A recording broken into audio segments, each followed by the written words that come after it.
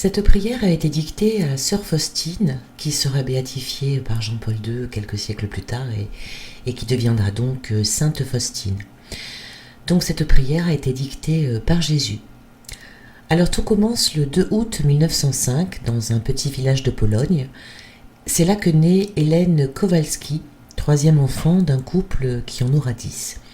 La famille est pauvre et très pieuse. Parce qu'avant, la foi faisait partie de la vie de tous les jours, comme une évidence. Alors qu'à notre époque, la foi, et notamment la foi chrétienne, est souvent ridiculisée, pourchassée, avec cette volonté de la détruire même. Il y a des peuples qui sont fiers de leur foi, je pense à mes amis musulmans et juifs par exemple, qui croient avec ferveur et beaucoup respectent cela. Moi, quand je dis que je suis catholique, chrétienne, que j'ai la foi et que je prie, on sourit, on ricane presque en me prenant pour une gentille et inoffensive illuminée. C'est assez curieux de voir à quel point le respect que l'on adresse à des personnes d'une autre confession religieuse ne se retrouve pas pour celles qui ont la foi chrétienne. Mais cela ne m'empêche pas de vivre comme une femme, on va dire, normale. Je vais bosser, je vois mes amis, je sors, je ris, j'ai une famille. Voilà, je suis très loin d'être une sainte. J'ai mes défauts comme tout le monde et j'ai aussi des qualités quand même, comme tout un chacun. Donc Hélène va à l'école, mais pas très longtemps car la misère de sa famille l'oblige à aller travailler et gagner quelques sous. À 16 ans, elle devient domestique.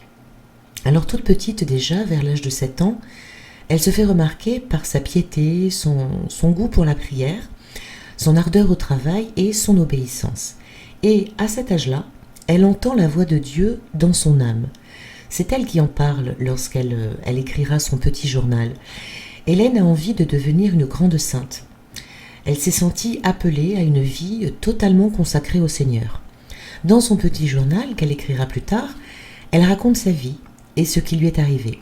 C'est par elle-même donc que l'on connaît son histoire.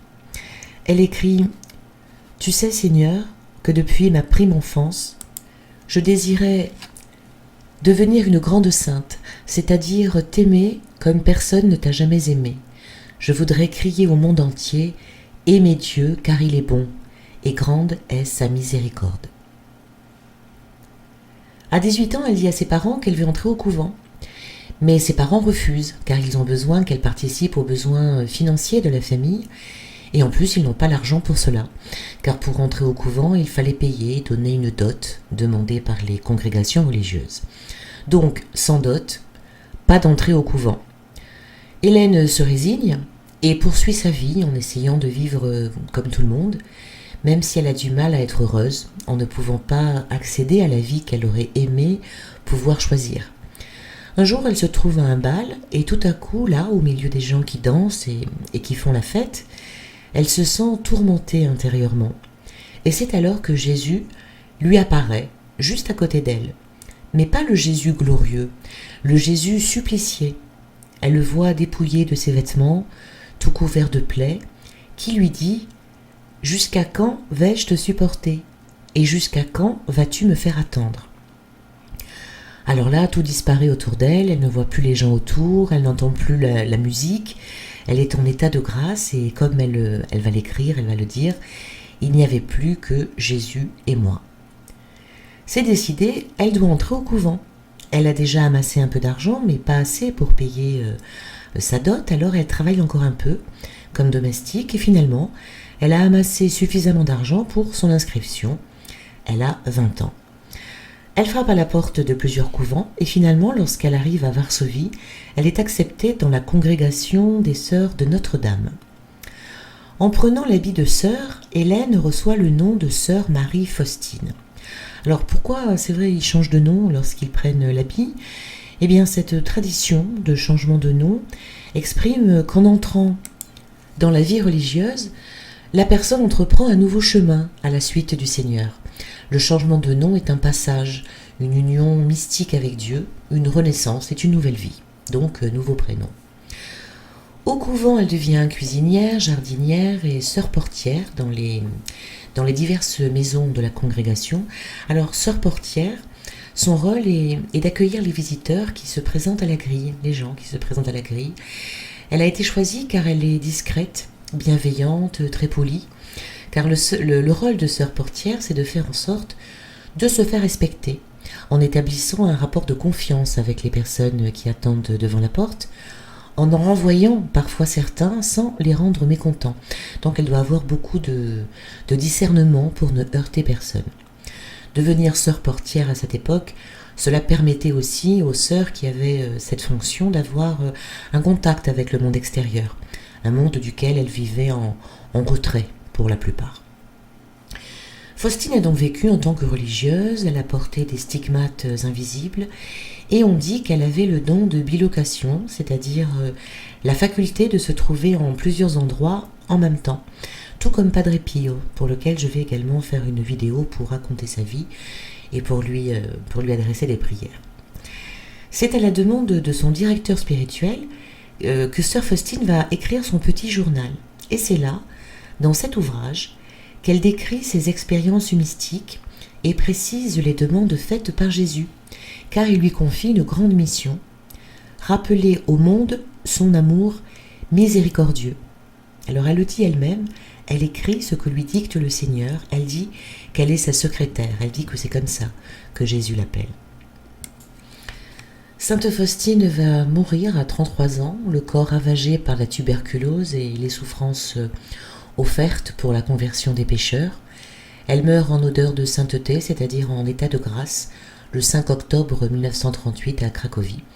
Et donc le 5 octobre, c'est la Sainte Faustine. Alors je fais une parenthèse sur le thème de la souffrance. De nombreux saints ont accepté la souffrance durant leur vie sur terre, ou se résignaient en tous les cas à souffrir. Certains même la désiraient, cette souffrance. Alors ce sont des saints. Ils rachètent les péchés du monde. Alors ce qui m'agace, c'est lorsque les gens me disent, franchement ça m'agace, quand les gens me disent que les chrétiens doivent souffrir pour être dignes de Dieu. Alors ce n'est pas ça du tout. Encore une fois, ce sont des saints. Par les souffrances qu'ils endurent, ils rachètent les péchés du monde. Parce que les êtres humains lambda, qui recherchent la souffrance, sont des masochistes.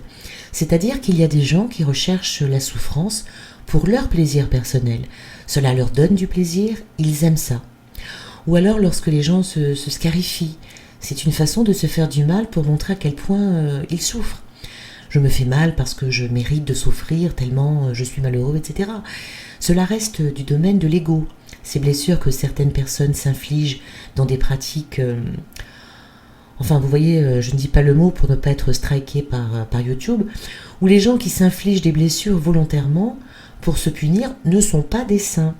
Ils ne font pas ça pour les âmes du purgatoire ou pour sauver le monde, ils font ça pour eux-mêmes. Les saints, par contre, quand ils souffrent, c'est en sacrifice. Et la souffrance qu'ils endurent, ils le font pour s'unir au Christ dans sa souffrance rédemptrice qui apporte les grâces de la conversion aux pécheurs et de la persévérance aux faibles.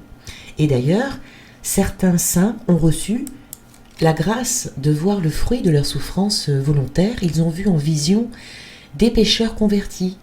Ils ont vu des âmes délivrées du purgatoire grâce à eux. C'est ça le but de la souffrance des saints. S'oublier, ne pas y trouver un plaisir personnel et égoïste, mais tourner vers les âmes des pécheurs. Moi, je ne suis pas une sainte, vous non plus. Notre mission sur terre n'est pas de subir la passion douloureuse du Christ sur la croix. Chacun son chemin de vie. Tout ce que demande Jésus notre Seigneur, c'est au minimum de prier aussi pour les âmes perdues. Voilà, alors je ferme la parenthèse, mais c'est important de souligner la bêtise de certaines personnes qui ne comprennent rien à la religion chrétienne. Et même des moines de tous les temps, même encore à notre époque, qui se flagellent pour se punir, ou encore maintenant, alors je ne dirai pas le nom du monastère ou du couvent qui me viennent en tête, car je ne suis pas là pour accuser, mais c'est pour vous dire que ça existe encore de nos jours, des moines, des religieuses qui se fouettent, car ils veulent réprimer leur désir, c'est plus loin UL. Alors oui, ça aussi ça m'agace, sur YouTube, on ne doit pas dire le mot en entier, si on dit le mot en entier, on risque d'être striké, alors qu'il y a des vidéos qui parlent de choses vraiment hard, et elles sont visibles en toute impunité. Alors c'est à se demander comment fonctionne l'algorithme, mais bon. À notre petit niveau d'humain, on n'est pas là pour se comparer aux saints. Ce n'est pas en se faisant souffrir ou en souffrant qu'on deviendra des saints. Ça n'a rien à voir. Tout ce que nous avons à faire, tout ce que j'essaie de faire personnellement, est d'avoir l'héroïsme de la souffrance que nous a enseigné Jésus quand il a dit « Bienheureux êtes-vous si l'on vous insulte, si l'on vous persécute, et si l'on dit faussement toutes sortes de mal de vous, à cause de moi. » Tout est dit dans cette phrase. Pour en revenir au chapelet de la miséricorde, c'est à travers donc Faustine que le Seigneur Jésus transmet au monde entier son grand message de la miséricorde divine. Il y a un tableau de Jésus qui a été peint selon la description de sœur Faustine. Alors on voit le Christ qui apparaît avec deux grands rayons rouges et blancs qui sortent de son cœur, et il est peint avec les yeux baissés. C'est à la demande du Christ. Alors Faustine lui a demandé pourquoi il voulait qu'on le peigne avec les yeux baissés, et il lui a répondu que le regard sur ce tableau devait être le même que celui qu'il avait eu sur la croix. Faustine donne donc les directives au peintre en ajoutant que Jésus voulait bénir.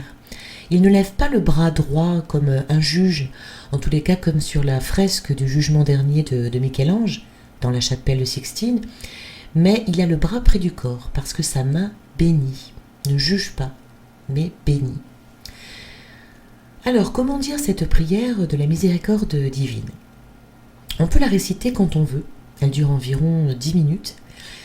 On peut la réciter à l'heure que l'on veut, et on peut aussi dire la prière à 15 heures. Moi, c'est ce que je fais parce qu'à 15 heures, c'est l'heure à laquelle le Seigneur Jésus est mort sur la croix. Cette prière se fait avec un chapelet, mais à la différence du rosaire, on ne s'arrête pas sur quelques lignes de l'Évangile. On prie d'une seule traite, en essayant de se visualiser au pied de la croix, comme si on était vraiment présent et que le Seigneur Jésus venait tout juste de lancer son dernier souffle. Ça, c'est important de prier en visualisant la scène comme si on y était. Et on commence. Alors, toujours pareil, concentration, amour et respect et total abandon. Alors, je voulais dire aussi quelque chose par rapport au tableau que je n'ai pas dit, je viens d'y penser maintenant, donc je remets le tableau. Il y a aussi écrit sur le tableau, et c'est important, « Jésus, j'ai confiance en vous ». Alors cela résume parfaitement la foi chrétienne. Quoi qu'il puisse nous arriver, c'est toujours à dessein. On ne comprend pas, on peut ne pas comprendre, et on peut le dire à Jésus. « Je ne comprends pas pourquoi telle chose m'arrive, Seigneur, mais Jésus, j'ai confiance en vous ». Et cette phrase donc, qui a été dictée par Jésus pour qu'elle puisse être peinte également sur le tableau, « Jésus, j'ai confiance en vous », c'est une phrase que l'on doit vraiment s'approprier, que l'on doit vraiment prononcer de temps en temps, comme ça, de temps en temps, dans nos 24 heures, « Jésus, j'ai confiance en vous ». Alors on commence, on fait le signe de la croix en disant « Au nom du Père, du Fils et du Saint-Esprit ». Amen. Ici, c'est le Notre Père.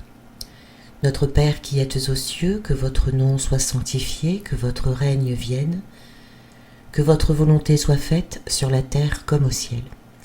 Donnez-nous aujourd'hui notre pain de ce jour. Pardonnez-nous nos offenses, comme nous pardonnons aussi à ceux qui nous ont offensés. Ne nous soumettez pas à la tentation, mais délivrez-nous du mal.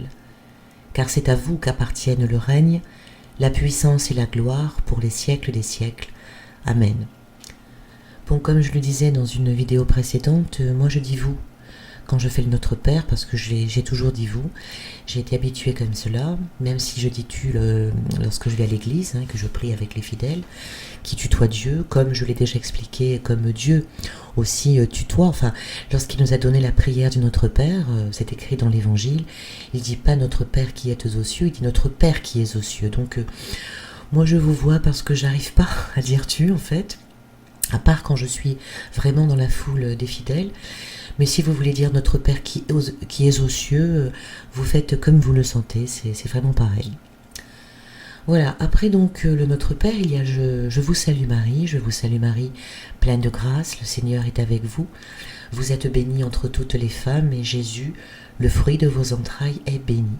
Sainte Marie, Mère de Dieu, priez pour nous, pauvres pécheurs, maintenant et à l'heure de notre mort. Amen. Et là, donc, c'est le « je crois », le credo. Je crois en Dieu, le Père Tout-Puissant, Créateur du ciel et de la terre, et en Jésus-Christ, son Fils unique, notre Seigneur, qui a été conçu du Saint-Esprit, est né de la Vierge Marie, a souffert sous Ponce Pilate, a été crucifié, est mort et a été enseveli, est descendu aux enfers, le troisième jour est ressuscité des morts, est monté aux cieux, est assis à la droite de Dieu, le Père Tout-Puissant, d'où il viendra juger les vivants et les morts. Je crois en l'Esprit Saint, à la Sainte Église catholique, à la communion des saints, à la rémission des péchés, à la résurrection de la chair, à la vie éternelle. Amen. Et on poursuit. Père éternel, je vous offre le corps et le sang, l'âme et la divinité de votre Fils bien-aimé, notre Seigneur Jésus-Christ, en réparation de nos péchés et de ceux du monde entier. Puis, sur les 10 grains, on va dire 10 fois, par sa douloureuse passion, soyez miséricordieux pour nous et pour le monde entier. Et on refait. Père éternel, je vous offre le corps et le sang, etc. Puis, 10 fois, par sa douloureuse passion, soyez miséricordieux, etc. Et ainsi de suite, jusqu'à la fin du chapelet. Il y a la vidéo, si vous voulez prier avec moi. Puis, une fois qu'on est arrivé au bout du chapelet, on dit 3 fois. Dieu saint, Dieu fort, Dieu éternel, ayez pitié de nous et du monde entier. Puis on dit, Jésus, j'ai confiance en vous. Ô sang et eau qui avez jailli pour nous du cœur de Jésus, comme source de miséricorde, j'ai confiance en vous. Cœur sacré de Jésus, j'ai confiance en vous. Cœur immaculé de Marie, priez pour nous. Notre-Dame de la Miséricorde, priez pour nous. Sainte Faustine, priez pour nous. Il faut prier, on assiste aujourd'hui à une déferlante du mal. Alors ils ne se cachent même plus, ils mentent effrontément, ils pratiquent leur culte du mal aux yeux de tous, en toute impunité, que ce soit lors de concerts ou de festivals, où Satan est à l'honneur tout le temps. Satan est devenu très très à la mode. Les chanteurs qui mettent sur scène des croix renversées pour choquer, Le plus douloureux dans l'histoire, c'est que tout le monde s'en fout, tout le monde non, mais une grande majorité en tous les cas. Ce sont de vraies incantations malins, ce que l'on voit. De toute façon, si Jésus n'existait pas pour eux, tous ces gens ne perdraient pas leur temps à se moquer de lui. Mais ce qu'il y a de bien, c'est que cela peut réveiller les consciences et donner à certaines personnes l'envie de prier, de se tourner vers le bien, tout simplement. Alors, naturellement, notre Seigneur Jésus est au-dessus de tout cela. Il souffre de voir les hommes et les femmes aussi abrutis ou endormis devant l'évidence. Le monde est passé à 80%, on y est presque, dans les mains du pouvoir du mal. Et on ne peut pas dire non. Regardez ce qu'il se passe dans le monde et vous verrez que... je parlerai aussi de l'Apocalypse parce que vraiment les signes sont là. Je ne dis pas que c'est demain que ça va arriver, mais on voit bien que le monde entier est entre les mains du malin. Cette prière est une invitation à rencontrer Jésus personnellement, à lui parler de cœur à cœur, on va dire. L'essentiel du culte de la divine miséricorde est la confiance en Dieu et la pratique de la miséricorde envers son prochain. La confiance est la condition pour bénéficier des promesses de Jésus. Et Jésus disait à Sainte Faustine que la miséricorde était l'ultime rempart avant que la justice ne se déplace sur le monde, avant que la justice divine ne se déplace sur le monde.